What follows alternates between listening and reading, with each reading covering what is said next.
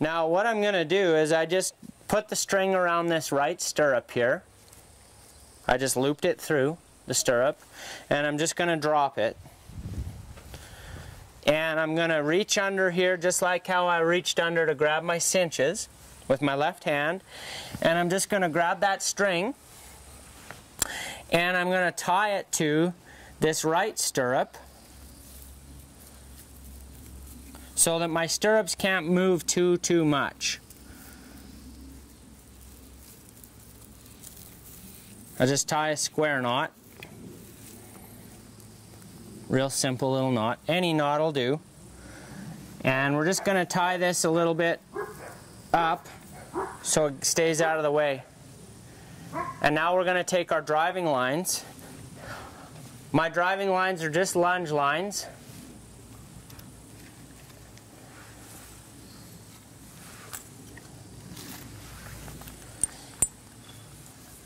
And we're going to attach the driving lines to the snaffle, but we got to go through the stirrup first from the back. So I got the stirrup here, can you see that? And we're going to take the driving line through the back, up, and snap it just underneath the bridle rein. That's our right driving line. Now we're going to hang it on the horn, walk around the front of your colt, and we're going to do the exact same thing on the left-hand side. Snap it underneath the rein. And that's how you get everything set up. Now what we're going to do is we're going to take a hold of the right driving rein. We're going to bring it right over the saddle. And we're going to let out a little bit of line to get this started. Now sometimes they're going to be a little bit nervous because they're going to feel these driving lines around their back legs. So you got to be careful not to get in too close when you start. You can also do this with a surcingle, which is just a girth with some rings on it so that you can run your reins through those rings. It's just a little girth that's with a strap on the top, a harness that's got some rings on it. So you can do it this way, you can use a surcingle. I like to use the saddle because it's what I'm going to ride them in. Or you can use that little harness. It's just a piece of leather that fits over the horn, and then it attaches to your D-rings on the front of your saddle, and it's got 2 D-rings on it so you can run your reins right through that and then back to you. Now what we're going to do is we're going to just pretend like we're lunging to get her started. We're going to ask her to turn to the right, motion with our hand and our reins to move forward. And we're just going to let her kind of get used to these driving reins a little bit. Now I'm just going to let the driving reins, as we go here, slip over the saddle and over the cantle board. Now I got enough driving line that she's not going to pull them out of my hands when she gets nervous about that driving line on her rump. I'm just going to let my driving lines go here.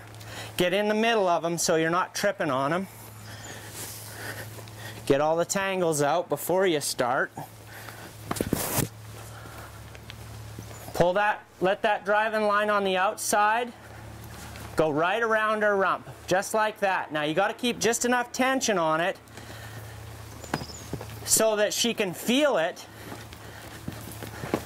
but just enough tension that it's not gonna drag on the ground and she's gonna get a leg over it. Now, she wanted to come in there. I just used my right rein to steer her straight back out on that rail. Now you can do this as much as you want. I know some people will drive their colts for 2 weeks before they ever ride them. It's up to you. I don't do it that much, but I probably should do it more. Now, you see how quickly she got over the fact of having that driving line around her hind leg? So we taught our colt a lot of stuff here in 5 minutes. We taught her how to lunge, we taught her about driving lines, and we taught her that it's okay to have something dangling around your legs while you're being rode. Multitasking. Now we're going to ask for a little bit more forward momentum, and we're going to pick up on our left rein a little bit and steer her in off that wall. Just a little bit.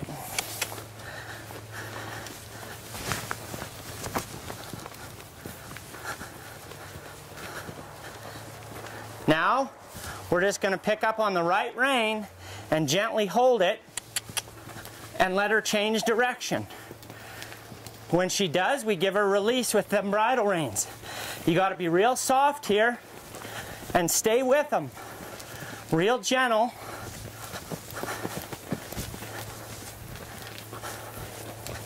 That's why it's important to have driving lines that are at least half as long or more than your round pen. So if you got a 50-foot round pen, you need at least a 30-foot driving line, because you got to wrap it around the hind end of their body.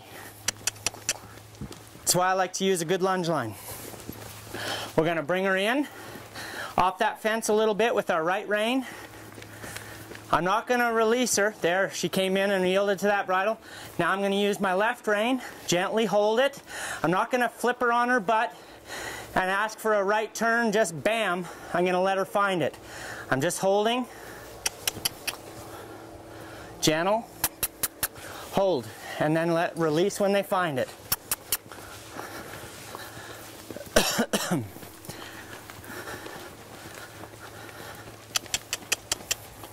Now I'm watching for little things right here. I'm watching how she's handling that bridle in her mouth. She's gumming the bridle, and she actually sometimes gets her tongue over the bit. I'm not too concerned about it today, but I'm going to watch for it because I don't want it to become a habit. I'm going to steer her in a little bit again, and I'm going to change direction in a second here when she decides to kind of soften up to that left rein. There. Now I'm going to just change direction.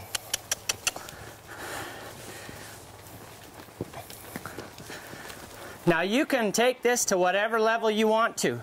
You can get a horse driving so good on the ground. If you do it daily, you can really get them nice and light. If you aren't one for getting on a colt too soon, you could do this for a month, and you're just going to do your horse some good. We're going to go the other way again. Just hold that gentle. Let her find it. Little bit of left rein there, and now we're going to go to the right again. Just hold that rein gentle. Now you're going to see how she fights that bridle a bit. She's fighting that bridle a little bit when I change direction. That's going to go away here as soon as she figures out what these bridle reins mean. There you go, that's a lot better. Now I'm trying to use my outside rein in that turn just enough to keep her bum from swinging out. I don't want my horse to swing out with the butt.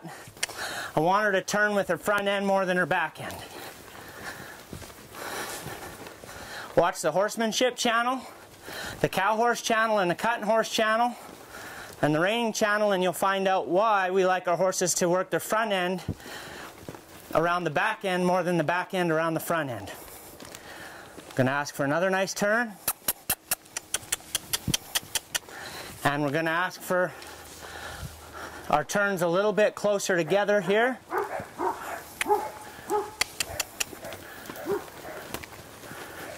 And another turn. And we're going to ask for a stop here. Now the stop, you got to gently ask, and you got to let that rope slide through your hands if you need to. Ooh, you can say whoa if you want to. You don't have to. Ooh, we're going to just let her find it. And she's a little wobbly. That's okay. It's a start.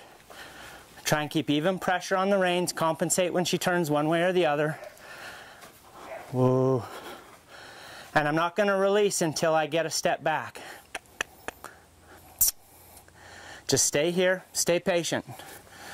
Don't push it. Just hold that pressure and let her figure it out, just like we did when we taught her the backup on the ground. Hold that pressure steady. I'm just going to move up a little bit closer here. Hold that pressure steady. It pays to wait.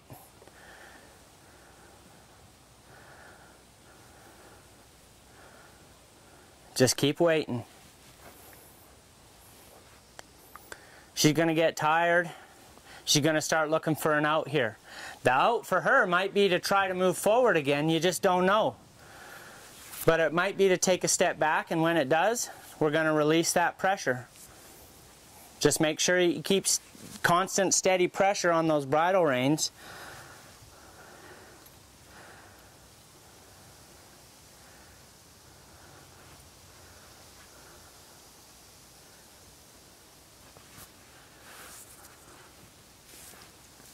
You could cluck here if you wanted to, or do different things. I just prefer to wait. Get a good solid backup. I got nothing but time.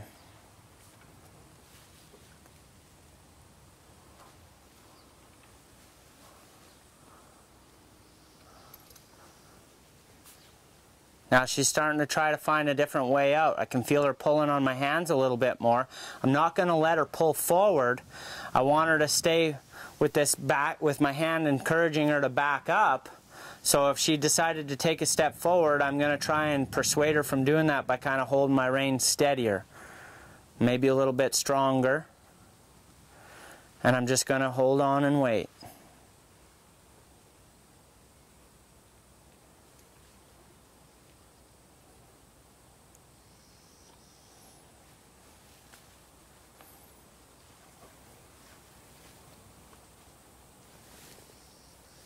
That's all it takes right there.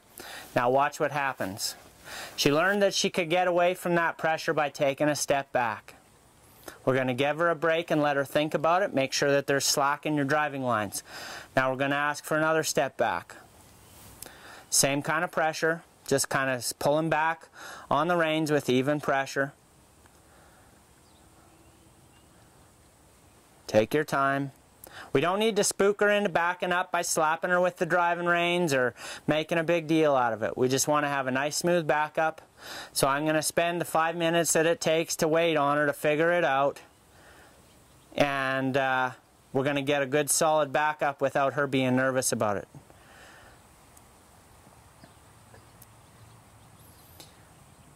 One thing that people sometimes forget when they're starting a colt is they want so much in the first day or the first week that they forget that they got to ride this colt for 2 and 3 years, and you got lots of time to work on this stuff.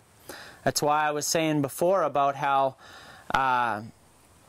you know, if they're a little bit not sacked out or a little spooky around the ears, don't let it stop you from riding them.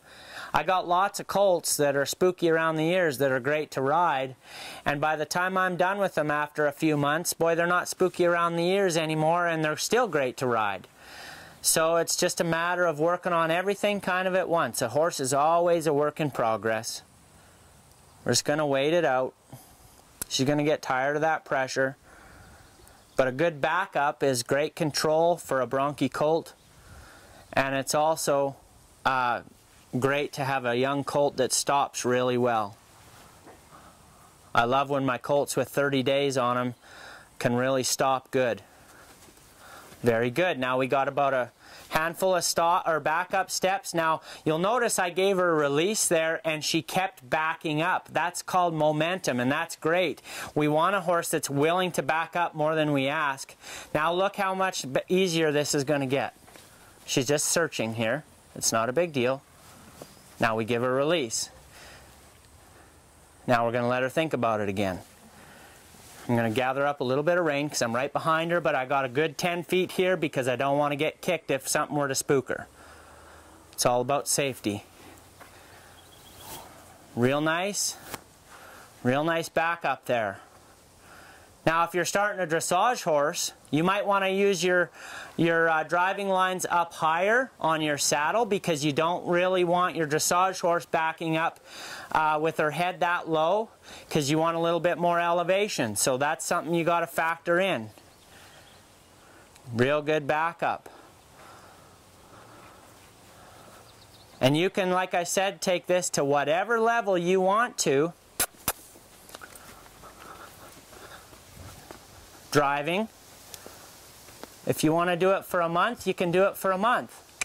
If you want to do it for a day, you can do it for a day. We just walked ahead. We're going to ask her for a backup. I don't want her to put her head on the ground. I'm going to discourage that a little bit. Get a couple steps back. Real nice.